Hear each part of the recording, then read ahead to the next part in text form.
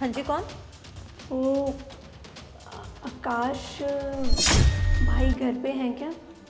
आप कौन और आकाश से क्या काम है आपको? मैं रूबी हूँ, एक बार उनको बुला दो। आकाश, देखना कोई आया है। अरे रूबी तुम अंदर आओ। अरे नहीं भाई, अभी अंदर आने का टाइम नहीं है, फिर आके बैठूँगी। वो मैं ये कह रही थी कि ना मेरे हस्बैंड को यूएस जाना है, उनका सिलेक्शन हो गया जॉब का, तो अभी ना हमें थोड़े से पैसों की ज़रूरत है। मुझे कहीं और तो कोई दिखा नहीं, मैंने सोचा आपसे मदद मांग लूँ। कितने पैसे चाहिए? ज़्यादा नहीं, बस 8 लाख रुपए चाहिए। बस अभी कर देता हूँ। एक सेकंड, 8 लाख रुपए थोड़ा अमाउंट है।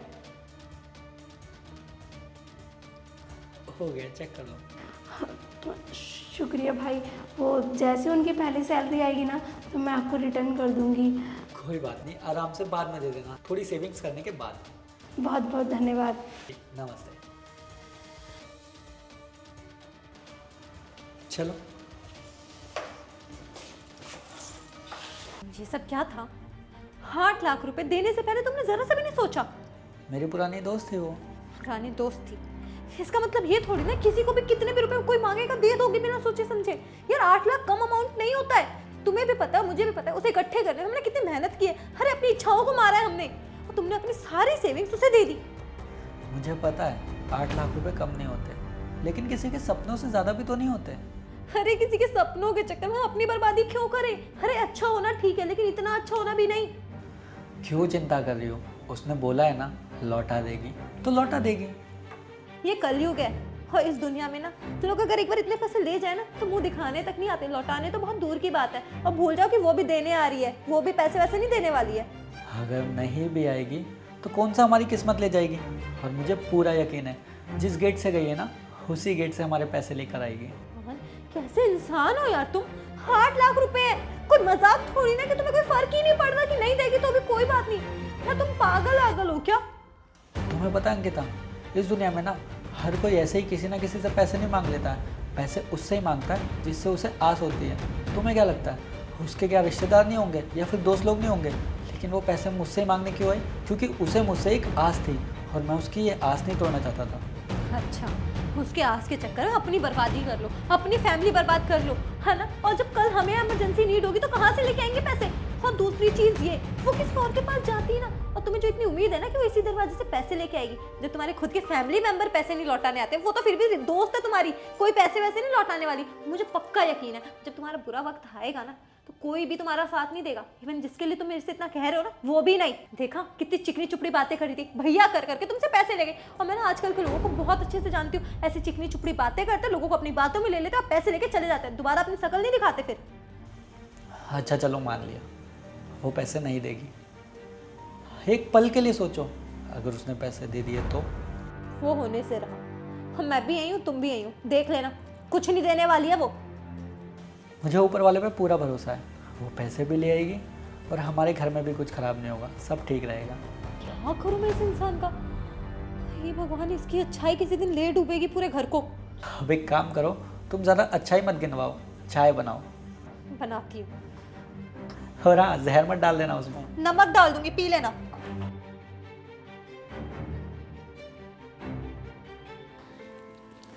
क्या हुआ? सब ठीक तो? इतने परेशान क्यों लग रहे हो? 4 महीने से जॉब गई हुई है, रोज़ ट्राई करता हूँ, नई जगह इंटरव्यू देता हूँ, कहीं बात नहीं बन रही। 4 महीने से जॉब गई हुई, लेकिन घर से तो तुम रेडी होकर रोज यही कह के जाते थे ना जॉब पे जा रहे हो, फिर कहाँ जाते थे? मुझे लगा पुरानी जॉब गई है तो क्या दूसरी मिल जाएगी, बस इसी वजह से तुम्हें नहीं बताया। आज नहीं तो कल दूसरी नौकरी तो मिल ही जानी है ना, पर मुझे क्या पता था इतना ज़्यादा टाइम हो जाएगा। लेकिन अब जो सिचुएशन है ये, उसका क्या करें हम? अरे अब हमारी जो सेविंग्स थी ना वो भी ख़त्म हो चुकी हैं, कोई सेविंग नहीं है। आपने अपने उस दोस्त को 8 लाख रुपए बिना सोचे समझे दे दिए, कोई छोटी रकम नहीं है, और 6 महीने होने जा रहे हैं, लेकिन आज तक उसकी कोई खोज खबर है? कभी उसने फ़ोन किया? अरे उसने तो ये भी नहीं बताया कि हाँ वो हमारे पैसे देगी नहीं देगी। मैं तो पहले ही समझा रही थी, लेकिन नहीं, तुम्हें मेरी बात समझनी ही नहीं है, तुम्हें तो बस महान और अच्छा बनना है। और देख लिया, तुम्हारी अच्छाई के चक्कर में हमें कितना कुछ देखना पड़ रहा है। हम क्या करेंगे हम आगे? इसमें उसको दोष देने वाली कौन सी बात है? जो होना था वो तो हो गया, और हो सकता है उसे कोई प्रॉब्लम हो, इसीलिए वो हमारे पैसे लौटाने नहीं आई। प्रॉब्लम? यूएस जैसी जगह जाके सेटल हो गई होगी और 6 महीने हो गए हैं, ऐसा तो नहीं कि अभी भी दिक्कत ही चल रही होगी। अरे मैंने तुम्हें पहले ही कहा था मत बनो अच्छे, उसमें गलती उसकी नहीं है, गलती तुम्हारी अच्छाई की है। और तुम्हारी अच्छाई ना मुझे पक्का पता है एक दिन ना हमें नर्क में डुबो के रहेगी। अंकिता ऐसे नहीं बोलना चाहिए, क्या पता हमें उनके प्रॉब्लम क्या चल रही होगी क्या नहीं। और जो हमारी प्रॉब्लम है उसका क्या? इंसान को पहले अपने बारे में सोचना चाहिए, फिर 1 लाख दे देते, 4 लाख दे देते, लेकिन नहीं, तुम्हें तो पूरे ही पैसे देने थे। तुम टेंशन मत लो, मेरे पास कुछ फंड्स जमा है, 1-2 महीने गुजारा हो जाएगा हमारा। उसके बाद क्या करोगे? क्या गारंटी है जब 4 महीने में जॉब नहीं लगी तो 2 महीने बाद लग जाएगी? तुम्हें वो जो सेव करे पैसे जो कि हमने हॉस्पिटल के लिए कर रखे हैं, हमें नहीं पता कब मुझे मेडिकल नीड पड़ जाए, कब तुम्हें मेडिकल नीड पड़ जाए, नहीं जानते हम। लेकिन तुम्हें वो पैसे रखे हुए उड़ाने को दिख रहे हैं। ये नहीं कि एक बार भी कॉल करके खुद पूछ लूँ सामने से कि बहन देगी नहीं देगी, नहीं, कुछ नहीं पूछना है। तुम्हें तो उसकी नज़र में अच्छा बनना है ना। क्या करूँ यार, तुम्हारी अच्छाई का मैं अच्छे बनो, लेकिन इतने मत बनो कि खुद को बर्बादी की ओर ढकेल लो।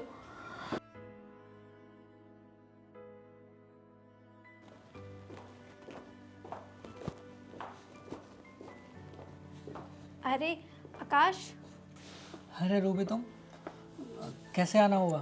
अरे बस गेट खुला था तो अंदर आ गई डायरेक्ट। बैठो ना। कैसे आना हुआ? बस कुछ नहीं, वही तुम्हारे पैसे वापस करने आई थी।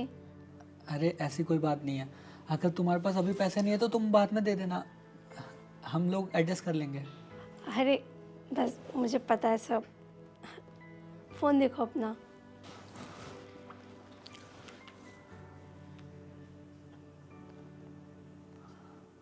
मैंने तो तुम्हें 8 लाख दिए थे, तुमने मुझे 20 लाख क्यों भेजे? क्योंकि मैंने गेट के पास सब सुन लिया। मुझे पता है तुम्हें इस टाइम बहुत ज़्यादा ज़रूरत है।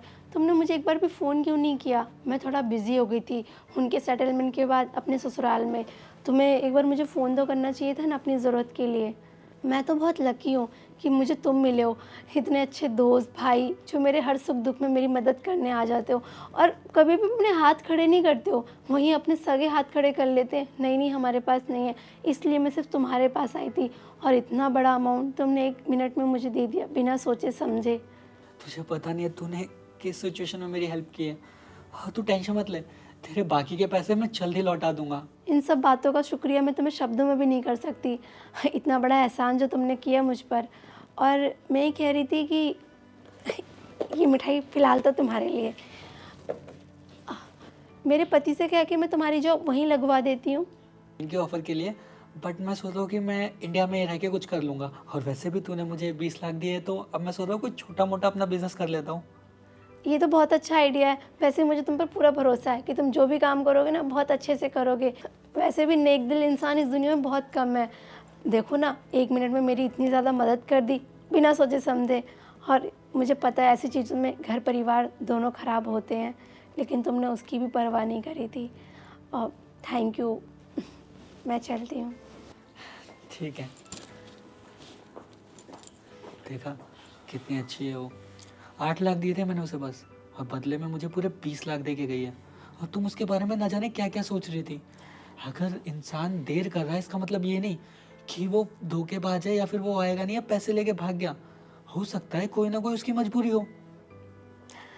मैं भी क्या करूं, मुझे पता है कि मैंने उनके बारे में गलत सोचा, लेकिन जैसी दुनिया है वैसी ही सोच तो आएगी ना मन में। सॉरी, मैंने तुम्हारे दोस्त को इतना कुछ बोला उसके लिए। कोई बात नहीं।